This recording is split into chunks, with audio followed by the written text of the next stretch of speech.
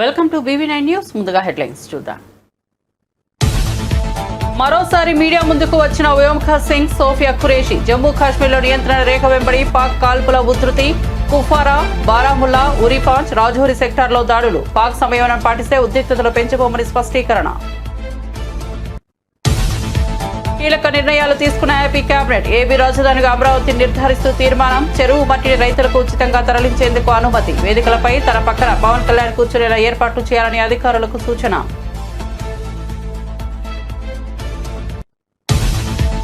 Operation సింధూర్పై కేంద్రం అఖిలపక్ష సమావేశం. ఈ ఆపరేషన్ కు సంబంధించిన వివరాలను వెల్లడించిన రాజ్నాథ్ సింగ్. ఆపరేషన్ సింధూర్ కొనసాగుతుందని స్పష్టీకరణ. దేశం కోసం కేంద్రం తీసుకునే చర్యలకు పూర్తి మద్దతు ఉంటుందన్న రాహుల్ గాంధీ. దయచేసి భారత్ నుంచి పాకిస్తాన్ కాపాడండి అని పాకిస్తాన్ ఎంపీ కన్నీటి పర్యంత. భారత దాడులతో పాక్ విలువిల. పార్లమెంట్లో ఎంపీ ఆవేదన. ఆపరేషన్ సింధూర్, పాక్లో డ్రోన్ల కలకలంపై ఎంపీ ఆందోళన. భారత్ నుంచి మమ్మల్ని కాపాడాలంటూ పాకిస్తాన్ ఎంపీ కన్నీరు. రాసి పెట్టుకోండి, ఎవరిని వదలం, మామూలుగా ఉండదని మరోసారి జగన్ వార్నింగ్. వైసీపీ కార్యకర్తలను వేధిస్తున్న పోలీసు అధికారులను వదిలిపెట్టబోమన్న జగన్. పోలీసు అధికారుల పేర్లు రాసుకోవాలని పార్టీ శ్రేణులకు సూచన. జగన్ 2.0లో కార్యకర్తలను అత్యంత ప్రాధాన్యత ఇస్తానని హామీ.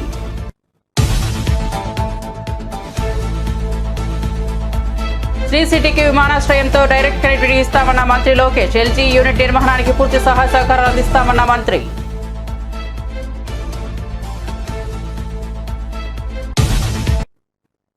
ఇక వార్త వివరాల్లోకి వెళ్తే, ఆంధ్రప్రదేశ్ ముఖ్యమంత్రి చంద్రబాబు అధ్యక్షతన జరిగిన రాష్ట్ర మంత్రివర్గ సమావేశంలో అనేక కీలకమైన నిర్ణయాలకు ఆమోదముద్ర లభించింది. రాష్ట్ర అభివృద్ధి సంక్షేమ కార్యక్రమాలతో పాటు పాలనాపరమైన పలు అంశాలపై కేబినెట్ సుదీర్ఘంగా చర్చించి కీలక తీర్మానాలు చేసింది. రాష్ట్ర మంత్రివర్గం ఆపరేషన్ సింధూర్ విజయవంతం కావడం పట్ల హర్షం వ్యక్తం చేస్తూ ఈ ఆపరేషన్ నిర్వహించిన త్రివిధ దళాలను అభినందిస్తూ ఒక తీర్మానాన్ని ఆమోదించింది. అదేవిధంగా అమరావతిలో పునర్నిర్మాణ పనులను ప్రారంభించినందుకు ప్రధానమంత్రి నరేంద్ర మోదీకి కేబినెట్ ధన్యవాదాలు తెలియజేసింది. 47వ CRDA సమావేశంలో తీసుకున్న నిర్ణయాలకు మంత్రివర్గం ఆమోదం తెలిపింది. రాజధాని అమరావతి పరిధిలో వివిధ సంస్థలకు భూ కేటాయింపులు చేసేందుకు కూడా కేబినెట్ పచ్చజెండా ఊపింది. మంత్రివర్గం ఆర్మ్డ్ ఫోర్సెస్ని, వారి ధైర్య సాహసాలని అభినందిస్తూ ప్రధానమంత్రి గారి నాయకత్వంలో భారతదేశం యొక్క శక్తియుక్తుల్ని ప్రదర్శించినందుకు ఒక తీర్మానం కూడా చేశారు. ముఖ్యంగా ముఖ్యమంత్రి గారు, with pride I salute the brave warriors of Indian armed forces for swiftly avenging the Pahalgam terror attack. ఈరోజు ఉదయం ముఖ్యమంత్రి గారు ట్వీట్ చేయడం జరిగింది. సో అదే లైన్లో మంత్రిమండలి కూడా మన ఆర్మ్ ఫోర్సెస్ చూపిస్తున్న ధైర్య సాహసాలని కానివ్వండి, మన భారతదేశం యొక్క ప్రతిష్టను ఇమిడింపజేసే విధంగా మన దేశాన్ని కాపాడుకుంటున్న తీరు, ధైర్య సాహసాలతో, అదేవిధంగా ప్రధానమంత్రి గారి నాయకత్వంలో భారతదేశం యొక్క శక్తిని ప్రదర్శించినందుకు మరి తీర్మానం ద్వారా చేయటం జరిగింది. మరి ఆంధ్రప్రదేశ్ రాష్ట్ర ప్రజలందరూ కూడా, ఆంధ్రప్రదేశ్ రాష్ట్ర ప్రజలే కాదు, దేశం యావత్తు ఆర్మ్డ్ ఫోర్సెస్ వెనకాల ఐక్యంగా నిలబడతామని చెప్పేసి కూడా చెప్పడం జరిగిందని చెప్పేసి మనం చేస్తాను. ఈరోజు సుదీర్ఘంగా రాష్ట్ర ముఖ్యమంత్రి శ్రీ నారా చంద్రబాబు నాయుడు గారి అధ్యక్షతన కేబినెట్ సమావేశం జరగడం జరిగింది. దాంట్లో ముఖ్యంగా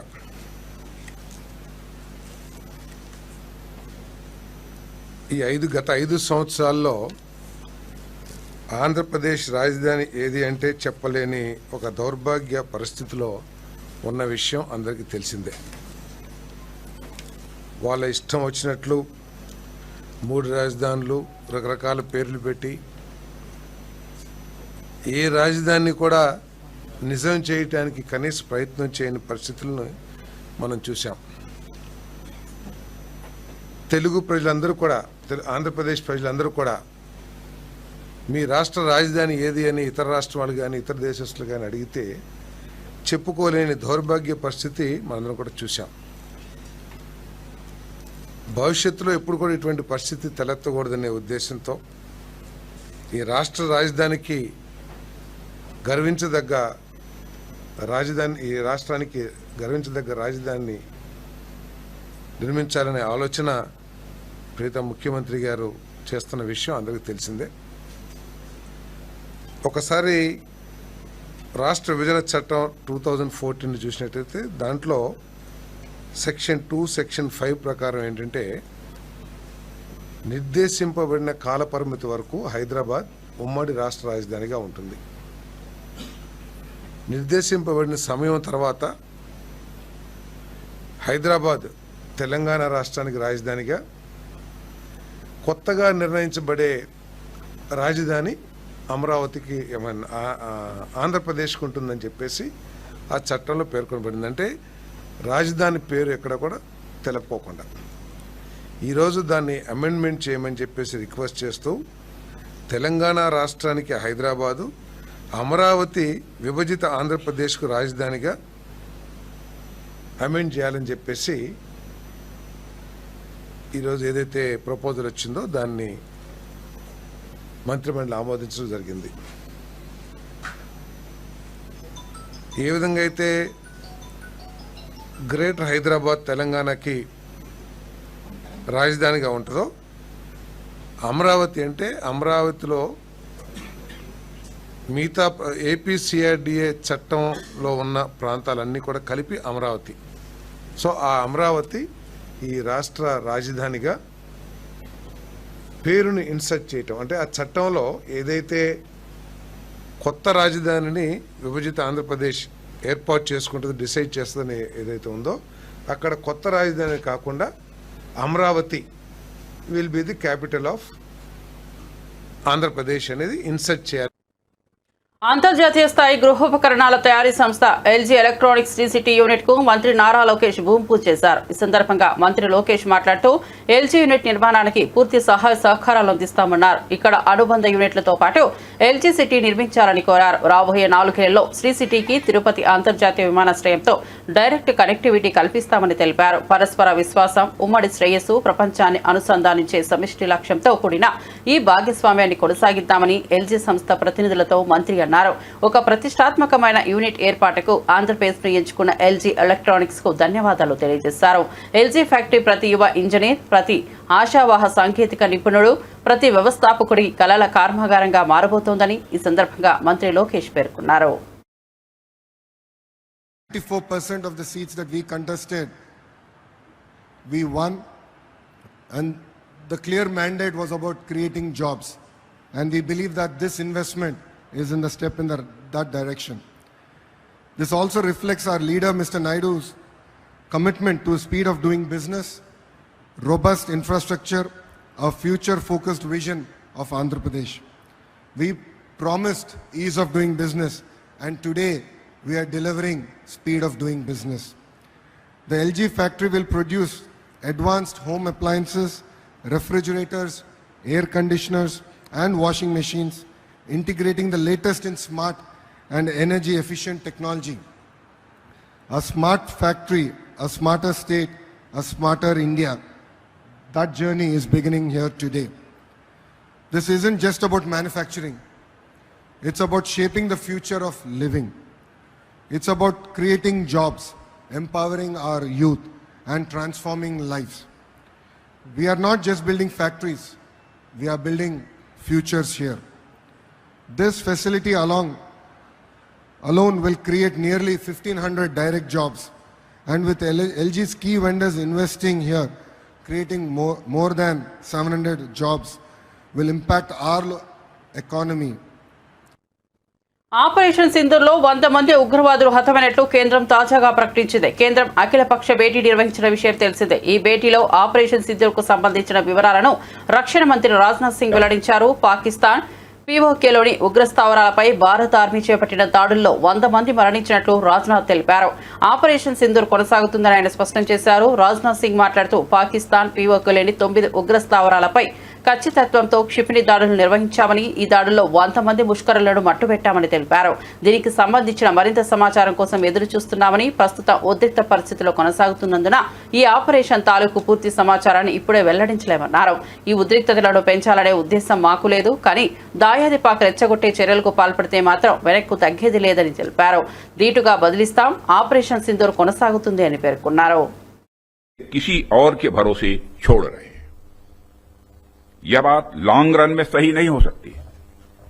हमारी सरकार ने इस विषय पर गंभीरता से सोचा और आत्मनिर्भरता हासिल करने का निर्णायक कदम भी उठाया है। आप सब तो जानते ही हैं कि देश में पहले से ही ऑर्डिनेंस फैक्ट्रीज का एक इंडिजिनस सिस्टम रहा है और इन फैक्ट्रीज ने एक समय पर बेहतरीन काम किया और देश की सुरक्षा जरूरतों को पूरा करने में बहुत ही अहम भूमिका निभाई भी है। इनके अलावा हमारे पास डिफेंस पीएसयूज का भी एक मजबूत इकोसिस्टम पहले से ही है। हमारी सरकार ने डिफेंस प्रोडक्शन में क्वालिटी और क्वांटिटी दोनों पर समान रूप से बल दिया है। इसी दिशा में कई क्रांतिकारी कदम उठाए गए, जिनमें से कुछ महत्वपूर्ण कदमों का उल्लेख मैं यहां करना चाहूंगा। ऑर्डिनेंस फैक्ट्रीज का कॉर्पोरेटाइजेशन उनमें से एक अत्यंत महत्वपूर्ण कदम रहा है, जिसे हमने इंश्योर किया ताकि कम समय में ही डिफेंस प्रोडक्शन में व्यापक सुधार हो सके। यहां मैं जरूर बताना चाहूंगा कि ऑर्डिनेंस फैक्ट्रीज का कॉर्पोरेटाइजेशन हमारे लिए कोई बहुत सरल प्रक्रिया नहीं थी। इसमें अनेक जटिल प्रश्न थे और चैलेंजेज भी थे, परंतु हमने इसे इसलिए लागू किया क्योंकि यह एक अर्जेंट रिफॉर्म था। अब प्रश्न उठता है कि यह अर्जेंट क्यों था? इसका एक बड़ा कारण था क्वालिटी। आप सभी स्पेशलिस्ट के समक्ष मैं यह कह सकता हूं, పహల్గామ్లో ఇటీవల జరిగిన ఉగ్రదాడి అనంతరం భారత్ పాకిస్తాన్ మధ్య ఉద్రిక్తతలు తారాస్థాయికి చేరాయి. ఈ నేపథ్యంలో ఇరు దేశాల మధ్య దాడులు ప్రతిదాడులు చోటు చేసుకుంటున్నాయి. ఉగ్రవాద స్థావరాలను ధ్వంసం చేసిన భారత్ పాక్ గగనతల రక్షణ వ్యవస్థలపై విరుచుకుపడింది. లాహోర్, ఇస్లామాబాద్, కరాచీ, గుజ్రాన్వాలా సహా మొత్తం 12 నగరాలపై డ్రోన్లు కలకలం రేపాయి. ఇరు దేశాల మధ్య ఉద్రిక్తతలు పెరుగుతున్న నేపథ్యంలో పాకిస్తాన్ ఎంపీ ఒకరు వారి పార్లమెంట్లో ఒకంత కన్నీటి పర్యంతమయ్యారు. ఉద్రిక్త పరిస్థితుల నేపథ్యంలో పాకిస్తాన్ పార్లమెంట్లో సదరు పార్లమెంట్ సభ్యుడు కన్నీటి పర్యంతమైన దృశ్యాలు సామాజిక మాధ్యమంలో వైరల్ అయ్యాయి. गई है तो गोल्ड मेडल लेके आई है एक्सरसाइज में करें, तो इसलिए जनाब स्पीकर ये बात वाजा कर देनी चाहिए।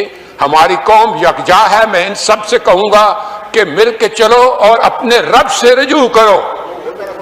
रब काबा, हम तेरे आगे दरख्वास्त करते हैं, इस मुल्क की हिफाजत फरमाना जो तूने हमें अता किया है, और ये नबी सल्लल्लाहु अलैहि वसल्लम की दुआओं का है।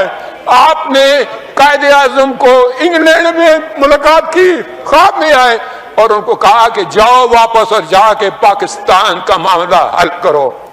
आप खान कनात को ख्वाब में आके ये हुक्म दिया कि तुमने पाकिस्तान की करना है, ये मुल्क बन के रहेगा और तुमने तो ये ऐसा बड़ा मौजज़ा है कि अल्लाह पाक ने ये हमें अता किया है और अल्लाह पाक इस मुल्क की हिफाजत फरमाएंगे।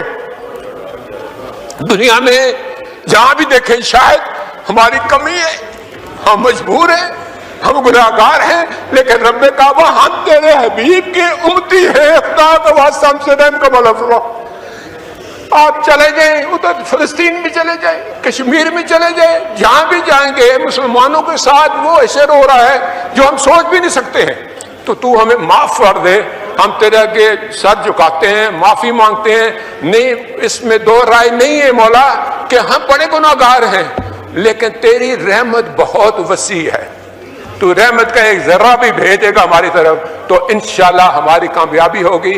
और दुआ करते हैं रब्बे काबा कि इस मुल्क की हिफाजत फरा और हमें दुश्मनों पर जो है वो फकीर अता फरमा और हमें उनको सरनगू करने की ताकत अता फरमा।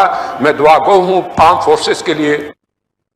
పహల్గామ్ ఉగ్రదాడికి ఆపరేషన్ సింధూర్ పేరిట భారత్ గట్టిగా బదులిచ్చిన సంగతి తెలిసిందే. మన భద్రతా బలగాలు అర్ధరాత్రి దాటాక అత్యంత ఖచ్చితత్వంతో ఉగ్ర స్థావరాలపై దాడి చేయడంతో దేశమంతా హర్షం వ్యక్తమవుతోంది.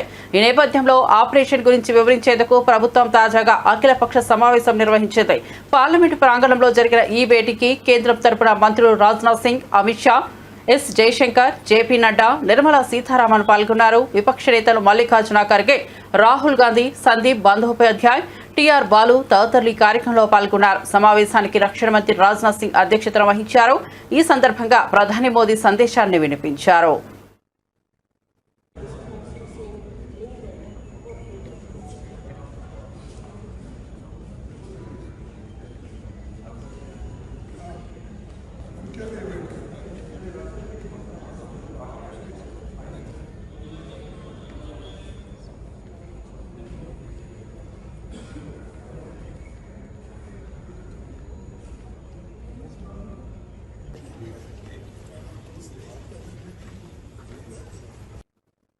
భారత్ పాకిస్తాన్ మధ్య నెలకొన్న ఉద్రిక్త పరిస్థితుల నేపథ్యంలో హైదరాబాద్లోని శంషాబాద్ విమానాశ్రయంలో భద్రతను కట్టుదిట్టం చేశారు. మరోవైపు మిస్ వరల్డ్ పోటీల కోసం వివిధ దేశాల నుంచి సుందరీమణులు హైదరాబాద్ చేరుకుంటున్నారు. దీంతో భద్రతా సిబ్బంది మరింత అప్రమత్తమయ్యారు. క్లూస్ టీం, డాగ్ స్క్వాడ్ బృందాలతో విమానాశ్రయంలో అణువణువు తనిఖీ చేస్తున్నారు. అనుమానాస్పద వ్యక్తులు కనిపిస్తే వివరాలు ఆరా తీస్తున్నారు. మిస్ వరల్డ్ కంటెస్టెంట్లను తీసుకెళ్లే వాహనాల డ్రైవర్లకు డ్రంక్ అండ్ డ్రైవ్ తనిఖీలు నిర్వహిస్తున్నారు.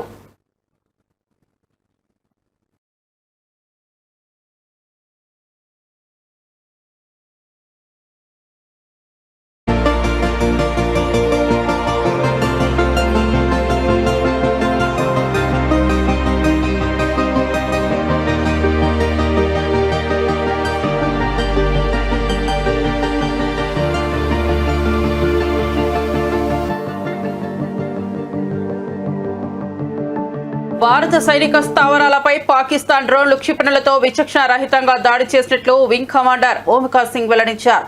ఈ దాడుల్లో 16 మంది భారత పౌరులు మృతి చెందగా వారిలో 3 మహిళలు, 5 చిన్నారులు ఉన్నట్లు తెలిపారు.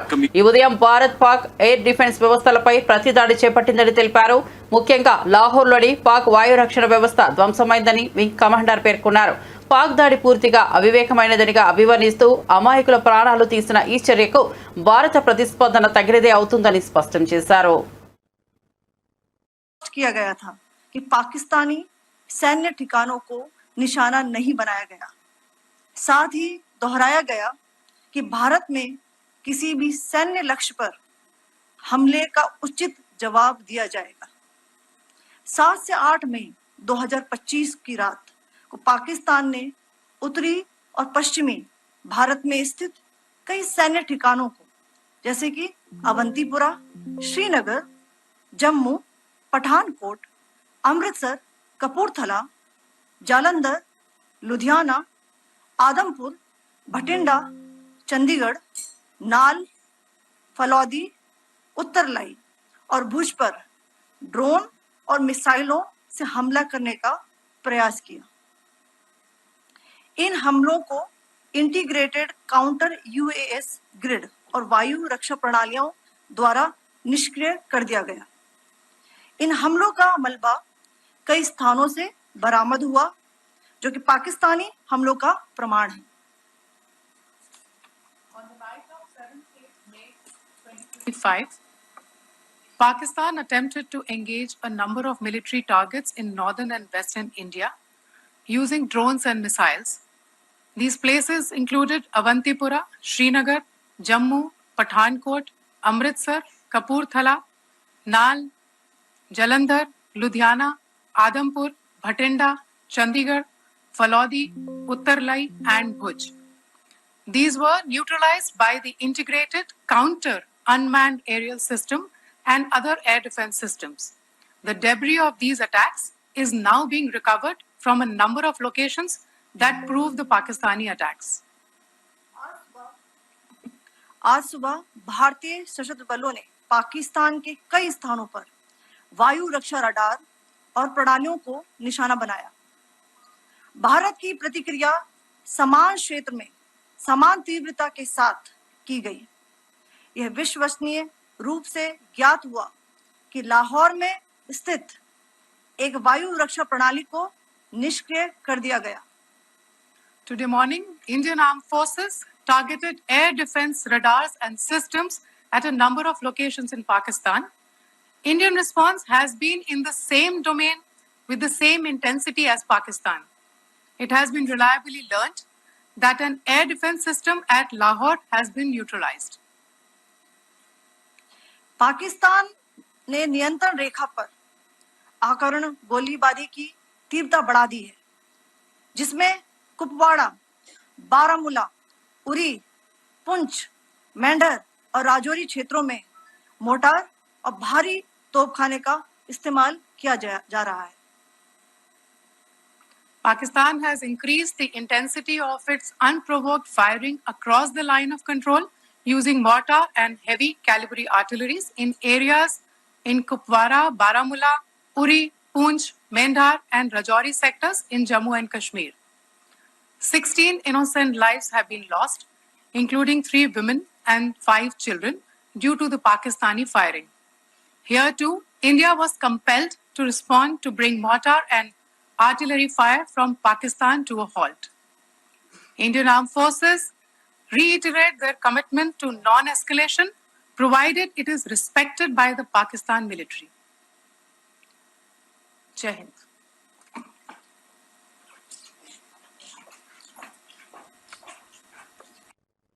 ఢిల్లీ విమానాశ్రయం నుంచి బయలుదేరాల్సిన 90కు పైగా విమానాలను భారత ప్రభుత్వం తాత్కాలికంగా రద్దు చేసింది. భారత్ పాకిస్తాన్ మధ్య కొనసాగుతున్న ఉద్రిక్త పరిస్థితుల మధ్య భద్రతా దృష్ట్యా ఈ నిర్ణయం తీసుకున్నట్లు అధికారులు తెలిపారు. ఆపరేషన్ సింధూర్ నేపథ్యంలో భారత సైన్యం అప్రమత్తంగా ఉండగా ఎయిర్ ట్రాఫిక్ నియంత్రణలో జాగ్రత్తలు తీసుకుంటున్నారు. ఢిల్లీ ఎయిర్పోర్ట్ నుంచి దేశవాళీ అంతర్జాతీయ రూట్లకు వెళ్లాల్సిన అనేక విమానాలు షెడ్యూల్ తాత్కాలికంగా నిలిపివేయబడింది. ప్రయాణికులు తమ ప్రయాణ ప్రణాళికలను మార్చుకోవాలని అధికారులు సూచించారు.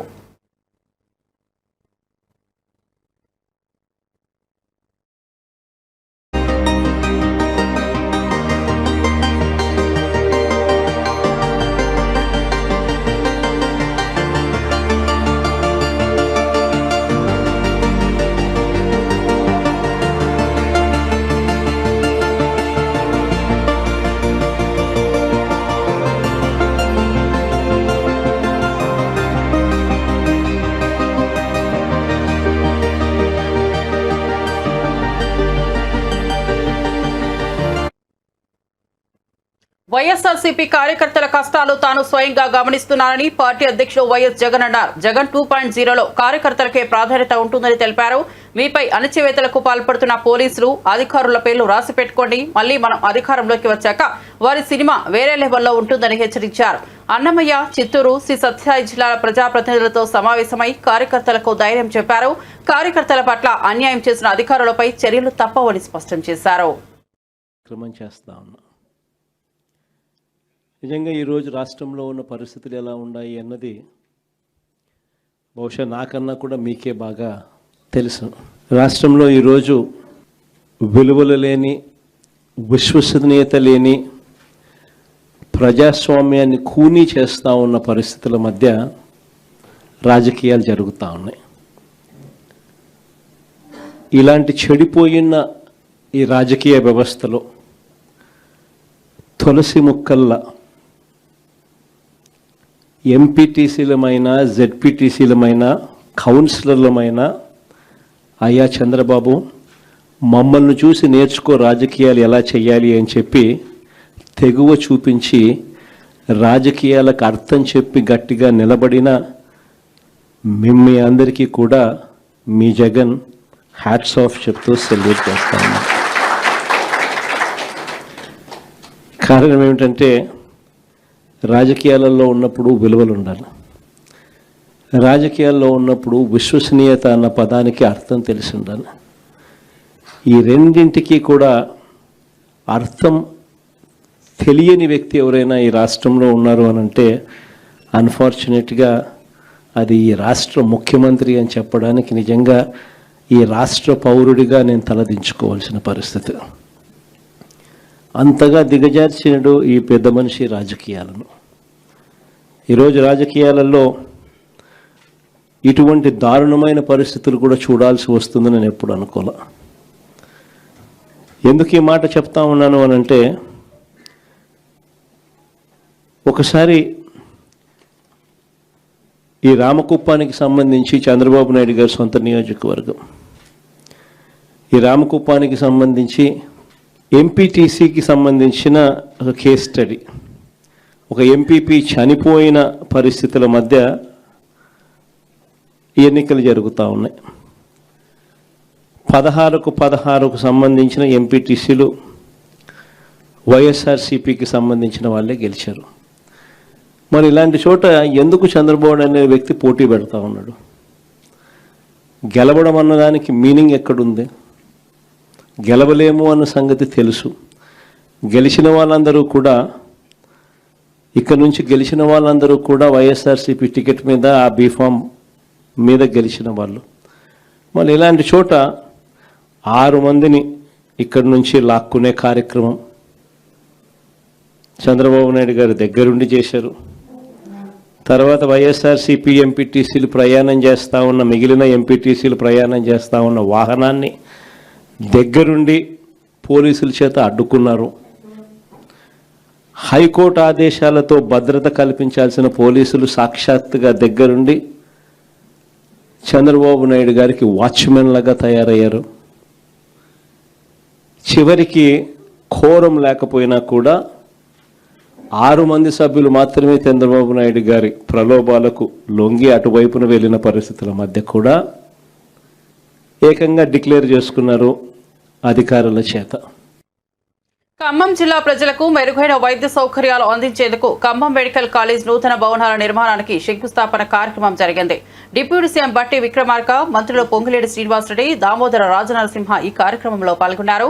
మొత్తం 35 ఎకరాల్లో 166 కోట్ల వ్యయంతో కళాశాల భవనాలు నిర్మించనున్నారు. ఖమ్మం వైద్య రంగ అభివృద్ధికి ఇది పెద్ద ముందడుగని మంత్రులు పేర్కొన్నారు. తక్కువ వయసు యువతకు వైద్య విద్యను అందుబాటులోకి తెచ్చే లక్ష్యంతో ప్రభుత్వం ఈ నిర్ణయాలను చేపట్టిందని వెల్లడించారు. మెడికల్ కాలేజీ శాంక్షన్ చేయించుకోవటమే కాకుండా ఈరోజు భవన నిర్మాణానికి పూజా కార్యక్రమాలు చేసుకొని ముందుకు పోయేటువంటి ఈరోజు తప్పనిసరిగా ఈ జిల్లాలో ఉన్నటువంటి ప్రజానికానికి పెద్ద ఎత్తున ఉపయోగపడేటువంటి కార్యక్రమం ఉంది. ఒక ప్రభుత్వ మెడికల్ కాలేజ్ వస్తే దానికి అనుబంధంగా ఉచితంగా వైద్య సేవలు అందించేటువంటి అన్ని మల్టీ స్పెషాలిటీ హాస్పిటల్స్ వైద్యాలు కూడా అందుబాటులోకి వస్తాయి. అటువంటి ఒక మంచి కార్యక్రమం మనమందరం సూపర్ స్పెషాలిటీ వైద్యం కోసం హైదరాబాద్ దాకా పోకుండా ఖమ్మం నడిబొడ్డునే అన్ని సదుపాయాలు అందుబాటులో తెచ్చుకునేటువంటి ఒక బృహత్తర కార్యక్రమానికి ఈరోజు భూమి పూజ చేసుకున్న సందర్భంలో ఖమ్మం ప్రజలందరికీ కూడా శుభాభివందనాలు తెలియజేస్తా ఉన్నాను నేను. అట్లాగే 2 మంత్రులు కూడా ప్రత్యేకంగా శ్రద్ధ చూపించి దీనికి కావాల్సినటువంటి భూసేకరణ కానీ నిధుల సేకరణకు సంబంధించి కానీ రాష్ట్ర ప్రభుత్వంతో మాట్లాడి వైద్య శాఖ మంత్రులు రాజనరసింహ గారితో మాట్లాడి ప్రత్యేకంగా దీన్ని ఎన్నో సంవత్సరాలుగా పెండింగ్ ఉన్నటువంటి ఈ కళాశాలని ఈరోజు శాంక్షన్ చేయించుకొని మనం ముందుకు పోతా ఉన్నాం. కాంగ్రెస్ ప్రభుత్వం ప్రజాప్రభుత్వం, ఇది పేదల ప్రభుత్వం, ప్రజల కోసం నిరంతరం పనిచేసేటువంటి ప్రభుత్వం. ఇది పాలకుల కోసమో దొరల కోసమో పనిచేసేటువంటి ప్రభుత్వం కాదు. ఇది కేవలం ప్రజలకి అంకితమై ప్రజా సంక్షేమం కోసం పనిచేస్తుందని చెప్పడానికి ఇది ఒక చక్కటి నిదర్శనం అని చెప్పి ఈ సందర్భంగా మీ అందరికీ మనవి చేస్తా ఉన్నాను. దాదాపు రాష్ట్రంలో 34 కళాశాలలు ప్రభుత్వ పరంగా, 29 కళాశాలలు ప్రైవేట్ పరంగా రాష్ట్ర వ్యాప్తంగా ఉన్నటువంటి విద్యార్థులందరికీ ఉచితంగా వైద్య సీట్లు పెద్ద ఎత్తున అందుబాటులో తీసుకొని రావడానికి దాదాపు 9,065 సీట్లతో ఈరోజు పెద్ద ఎత్తున మెడికల్ విద్యను మనం ముందుకు తీసుకుపోతా ఉన్నాం.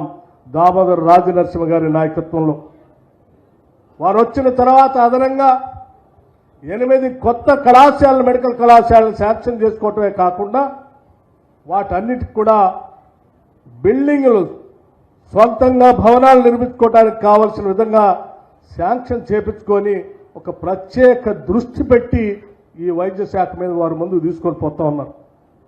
ఈ ప్రభుత్వం వైద్యం విద్య మీద ప్రత్యేక దృష్టి సారించి ప్రత్యేక రాష్ట్రం ఏర్పడిన తర్వాత 10 సంవత్సరాల్లో ఎప్పుడూ పెట్టనంత ఖర్చుని ఈ ఒక్క సంవత్సరం చూస్తూనే ఉండండి BV9 న్యూస్.